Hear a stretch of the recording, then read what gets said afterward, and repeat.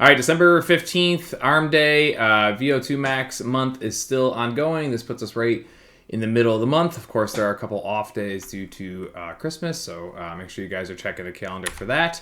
But this one is pretty black and white. This is the workout right here, and it is floor work. I didn't label it as floor work. But I'm making the video just to go over the aspect of, the quote-unquote floor work or the portion of VO2 max training that targets the transitioning and the ping-ponging and your guys' ability to continuously move and do the before-mentioned transitioning and ping-ponging. So you guys got 5 rounds here.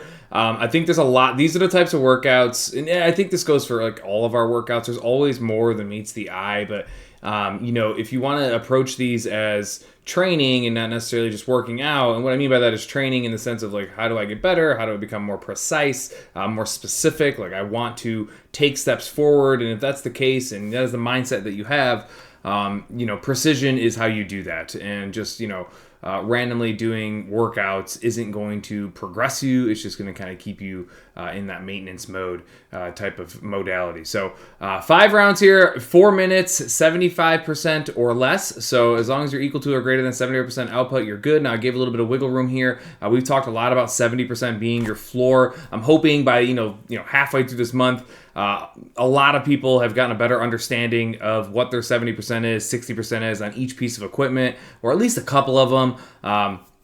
Running, I think we've done upwards of, in terms of all the, pieces of aerobic equipment, the most. So again, hoping people just have a better understanding of what they can and can't do.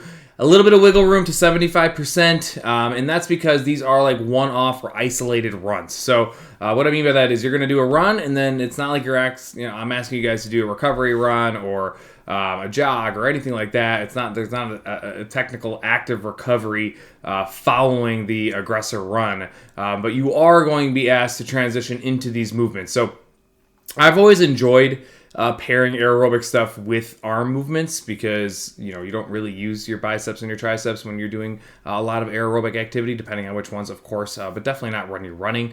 So they tend to be kind of fresh. It's more of just your ability to get your breathing under control, regain some level of composure. How quick can you turn that around based off of your conditioning levels? And this is a great example because 4 minutes is definitely long enough to accumulate some real distance. So that being said, the caveat here is like, I know for a fact people are going to approach this and they're going to run at 75% or above 75% and kind of redline a little bit because they know that they can just kind of stop running and just take as much time as they want. And I'm here to tell you that that's not the goal of this. So the floor work and the whole outline of approaching this, the floor mentality, is that if you are running at 70-75%, then you're saying that you are conditioned enough to immediately hit the 4-minute mark, hop off, walk over to the floor, and start these ground to overheads.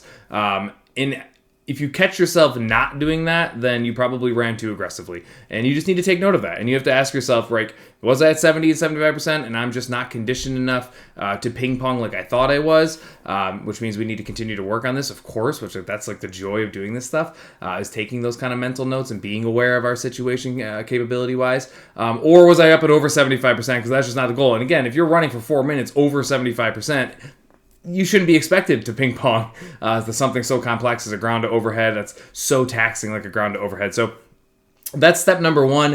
And then step number 2 is once you do make that transition and you've hopefully figured out what your 75% is, under the assumption, again, that you think you can even hold that for 4 minutes, right? There's a lot of people that are just not conditioned enough to do so. And that's the case, then, like, can it be 60? Can it be 65%? Like, how aggressive do you think you can get beneath 75%? Maintain that for the entirety of the 4 minutes and transition. So not just run it for 4 minutes, but also transition. You want to be able to do both of them. Transition to the ground to overhead. And then again, you got the bicep, tricep stuff, which again, neither of those two muscles are taxed like we talk about. So outside of you just figuring out how to breathe and take those deep breaths and regain composure and kind of get back to that homeostasis level, because there's also no written in recovery, which I went back and forth on, and I wanted to leave it out because I think it would incentivize people to move faster than you're supposed to, or that I want you to.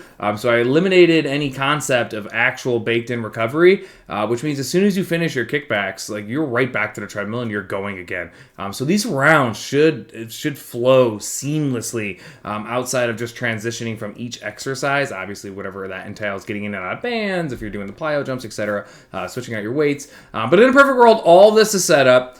You have as much weight as you think you can handle for a ground to overhead, because we don't want it to be affected by the run. So like you should not be picking a ground to overhead weight based off of the fact that there's a run in front of it, because this is floor work. Like our floor work should allow us to transition into a weight that we typically would use. All right, so keep that in mind as well. And then the plyo jumps are in there. I wanted to throw those in there for a couple of reasons. One, remember when you guys see blue, blue is optional. Like you do not have to do the blue. The blue is a little bit more advanced. It usually requires a little bit more conditioning. And even if you are somebody that feels like you're really conditioned, it still doesn't mean you need to do it. Like it's just there. And the purpose I put that there for is, if you are really conditioned and you are a strong runner and you have the ability to hold 70-75% ping pong and transition really smoothly, there's a real chance that you're conditioned enough by the time you get done with the chin-ups that your heart rates come all the way back down, or really close to coming all the way back down, kind of to that median level there. So